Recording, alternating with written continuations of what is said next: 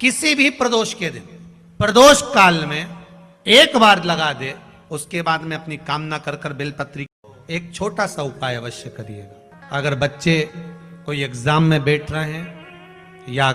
Competition exam है या नौकरी के लिए अप्लाई कर रहे हो, मान लो 4-6 महीने से बैठे हो, 8 महीने से बैठे हो, सर्विस नहीं है, नौकरी नहीं है, तो एक छोटा सा उपाय अवश्य करिएगा शिव महापुराण का। महाराज बेलपत्री के पेड़ के नीचे विराजमान होकर, बेलपत्री के पेड़ के नीचे जिसको नौकरी के लिए या एग्जाम में बैठ रहा है वो जल चढ़ाए, बेलपत्री के पेड़ के नीचे थोड़ा सा दूध चढ़ाए, फिर जल चढ़ाए और अपने राइट भाग में घी का दिया और अपने लेफ्ट भाग में तेल का दिया। किसी भी प्रदोष के दिन, प्रदोष काल में एक बार लगा दे, उसके बाद में अपनी कामना कर कर बेलपत्री के पेड़ के नीचे धोख लगाकर प्रणाम कर कर आ जाए और चले जाए इंटरव्यू के लिए, बाबा उत्तीर्ण करा ही देगा, नौकरी दिलाए।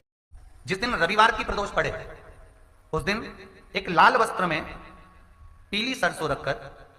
और उसके अंतर्गत कुछ भी एक, या तो बमूल का कांटा ना मिले तो गुलाब का कांटा ही उसके अंतर्गत रख लीजिए। और मान लो कोई काम ऐसा है कि उसमें पैसा तुम्हारा आ ही नहीं रहा, बहुत घाटे पर घाटा जा रहा है, नुकसान बहुत हो रहा है और कोई काम हो ही नहीं रहा, तो महाराज जिस दिन रविवार की प्रदोष पड़े उस दिन एक लाल वस्त्र में पीली सरसों रखकर और उसके अंतर्गत कुछ भी एक, या तो बमूल का कांटा ना मिले तो गुलाब का कांटा ही उसके अंतर्गत रख लीजिए और उसको शिव मंदिर का स्मरण कराकर शंकर भगवान का नाम लेकर रू भैरव, कौन सा भैरव है उसकी भी कथा भी आने वाली है। ये दारुक नाम के राक्षस का संहार करने के लिए जब माता अवतार लेगी तब शंकर भगवान बच्चे का रूप रखकर रोएंगे, तो शिव जी का एक नाम होगा रू भैरव। ये भैरव कहां पर रहता है तो कहा ये शमशान में रहता है। कहां रहता है ये भैरव? शंकर का जो एक अवतार है रू भैरव, ये भैरव अवतार शमशान में रहता है। तो इस भैरव का काम क्या है तो कहा शमशान में, शमशान की जो अग्नि होती है भले के लिए लकड़ी रहे, भले उसमें कोई पदार्थ डाले ना डाले, थोड़ी देर में वो अग्नि रू आवाज, हल्की सी शमशान की जो अग्नि जलती है उसमें एक आवाज आती है। आप जैसे कोई अग्नि जलाएंगे ना उसमें आवाज नहीं आएगी, ध्यान देना। हमारे शमशान में अगर जो लोग गए होंगे मुर्दा जलाने के लिए, तो अगर वो एकांत में बैठेंगे तो उसमें से एक आवाज आती है रू रू। तो शिव पुराण कह रही है कि उस सरसों को, कांटे को रूरू भैरव का नाम लेकर जिस व्यापार जो नहीं चल रहा है, दुकान जो नहीं चल रही है, उस दुकान के सामने, उस व्यापार के सम्मुख में उसको जला दिया जाता है। यह करा जाता है रवि प्रदोष के दिन। महाराज कौन से प्रदोष? रवि प्रदोष के, जो सुख का भान कराती है, व्यापार की उन्नति के लिए, समृद्धि के लिए, लक्ष्मी के लिए इसका प्रयोग किया जाता है। तो यहां पर दारुक नाम का जो असुर है, दारुक नाम का जो राक्षस है, उसका एक ही कहना है कि मैं मरूं, मना नहीं है ब्रह्मदेव पर, वो मरने का। नंदी का एक पांव जो ऊपर होता है, आप लोग दर्शन करे होंगे शंकर जी के मंदिर में नंदी के, तो नंदी का एक पांव उठा हुआ होता है, एक पांव नीचा की ओर होता है। हड्डी से जुड़ा हुआ रोग, नेत्रों से जुड़ा हुआ, मस्तिष्क से जुड़ा हुआ कोई रोग रहता है तो एक नीले कलर का फूल आता है हमारा, उस फूल में हल्दी डालकर गुरुवार का प्रदोष पड़ने पर जो नंदी के पांव के पास समर्पित कर देता है हमारा, उसका रोग धीरे धीरे समाप्त होने लगता है। लिंग पुराण कहती है कि नंदीश्वर भगवान के सामने जो पुष्प समर्पित करा जाता है उसको, ये तो लिखा था स्कंद पुराण और शिव पुराण, लिंग पुराण कहती है जो फूल आपने समर्पित करा उसको लाकर पानी की बाल्टी में डालकर आप स्नान भी कर सकते हो, उससे भी हड्डी के जितने रोग होते हैं उसमें आराम लगने लगता है। जैसे कहीं शरीर नहीं चल रहा, हाथ झुन्न पड़ रहा है, हाथ काम नहीं कर रहा, हाथ में झुंझुनी आ रही है, कंपन आ रहा है, जैसे मान लो कोई काम, चाहे वो शनिचरी प्रदोष हो, चाहे रविवार की हो, सोमवार की हो, मंगल की हो, बुधवार की हो, गुरुवार की हो, शुक्रवार की हो, शनिवार की हो, कोई भी वार की हो, प्रदोष, प्रदोष काल में शाम का समय सूर्य डूब रहा हो, बस डूबा ही हो, और उस समय पर केवल 3 दिन ऐसे रहेंगे, 3 बार ऐसे रहेंगे, 3 तिथियां ऐसी रहेंगी, 3 समय ऐसा रहेगा जिस समय पर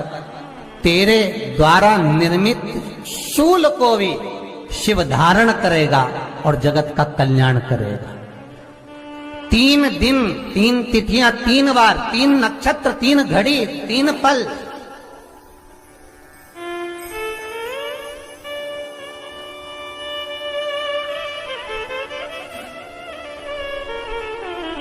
जिसमें बाबा शूल भी धारण करते हैं, और शूल अकेले धारण नहीं करते महाराज, जो धतूरा होता है ना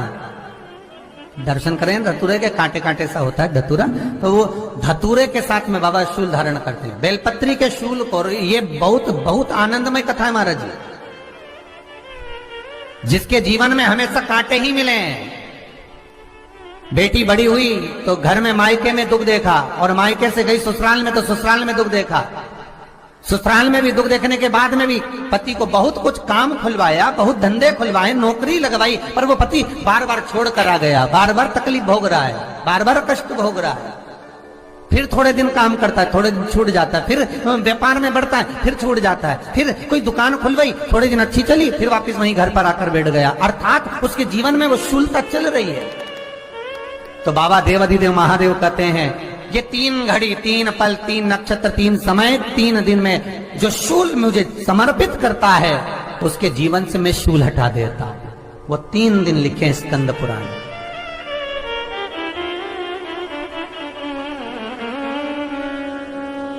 महाराज, बैसाख महीने में जो प्रदोष आती है,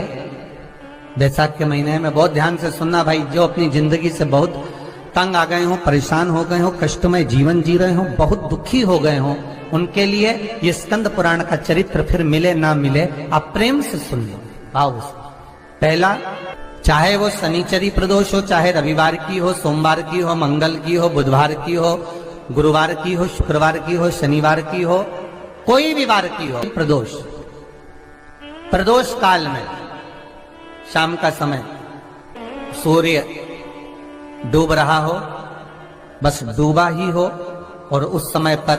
सूर्य के डूबन के तुरंत बाद बाबा को धतूरे के साथ में बेलपत्री ना चढ़ाते हुए बेलपत्री के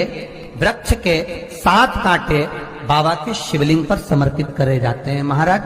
अपनी जिंदगी में अड़चनों को हटाने के लिए फिर आप जिस व्यापार में उतरे, जिस व्यवसाय में उतरे, जिस नौकरी में उतरे, आप दिल से करें,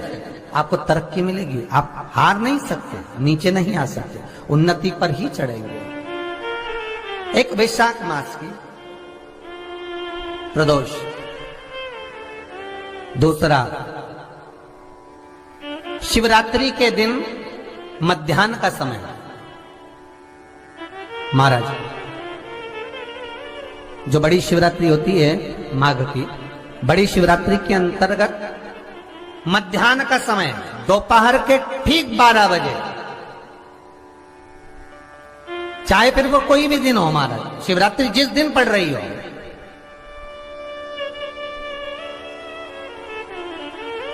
उस दिन भी धतूरे के साथ बाबा को 7 कांटे बेलपत्री के वृक्ष के समर्पित होते हैं। महाराज, इसमें आप ये वाले जो कांटे हैं, जो शिवरात्रि के दोपहर 12 बजे वाले हैं, अगर कोई मदिरा पीने वाला हो, व्यसन में डूबने वाला हो, कोई जुआ खेलने वाला हो, कोई गलत वैश्यावृत्ति करने वाला, या अपने मार्ग से विचलित कोई व्यक्ति है, उसके लिए भी ये कांटे बहुत काम आते हैं। महाराज, दूसरा, पार्वती, तेरे द्वारा तेरे नयन अश्रु से जो प्रगटा हुआ बेल का वृक्ष है, द्वितीय शूल मैं वहां धारण करता